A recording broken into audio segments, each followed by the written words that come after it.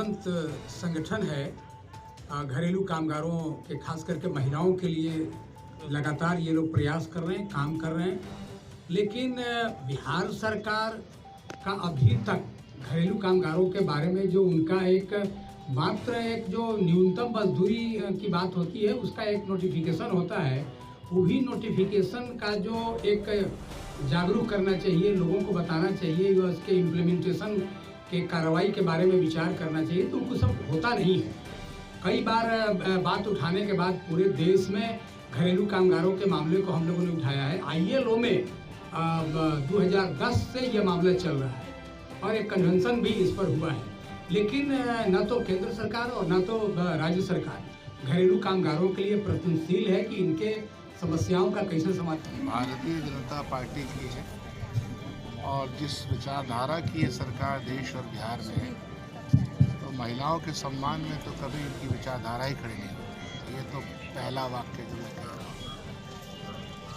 क्योंकि घरेलू कामगार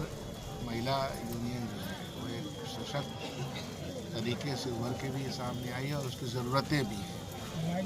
जो महिलाएं काम करती हैं, घरों में काम करती हैं, सेवा काम करती हैं, तो डिग्निटी ऑफ लेबर की लड़ाई तो बहुत पुरानी है और वो रहनी चाहिए। उसके लिए कानून भी बनने चाहिए और उस कानून पे हम लोग जो विधानसभा में हैं, हमारी जिम्मेदारी भी होती है कि हम कानून ऐसा बनवाएं ताकि इनकी डिग्निटी, इनके काम का समय, इनका न्यूनतम भत्ता, ये सब तय हो सके। शशि जी, सरकार तो सामाजिक न्याय के साथ विकास की बात करती है, सभी वर्ग को साथ लेकर चलने की बात करती है, लेकिन घरेलू कामगारों की काफ़ी समस्याएं कैसे लेती हैं? तो क्या मानती हैं, बुनियादी क्या दिक्कत है? देखिए, घरेलू कामगार यूनियन का ये 9वां सम्मेलन हो रहा है। इसमें तमाम लोगों का स्वागत करते हुए जो आपके सवाल हैं,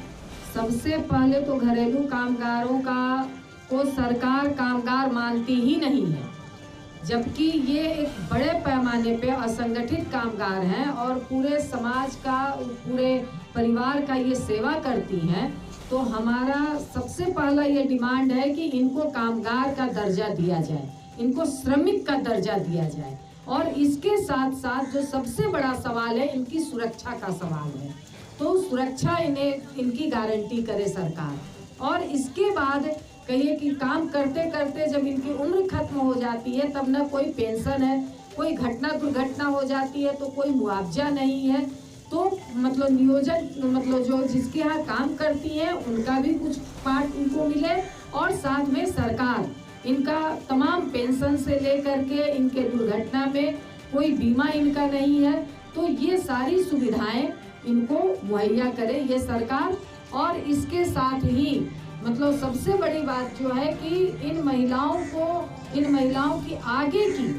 कोई मतलब योजना सरकार के पास, किसी भी तरह की कोई योजना सरकार इनके लिए उपलब्ध नहीं कराती है, बल्कि इनके बच्चों को बेहतर शिक्षा का सवाल हो, इनके बच्चों के लिए इनके बच्चे के स्वास्थ्य का सवाल हो, इनको तमाम तरह के कह लीजिए ये जो राशन का सवाल हो, ये कोई इनके लिए अलग से किसी तरह की कोई फैसिलिटी नहीं है। तो ये हम लोग मतलब इस सम्मेलन से भी मांग है इनका कि इनको जो कोरोना काल में कहीं बहुत सारे जगह इनके काम छुड़वा दिए गए, तो सरकार भी मुआवजा दे और जहाँ काम करती थी उनके जरिए भी इनको वेतन दिया जाए, और ये तमाम सवाल इनको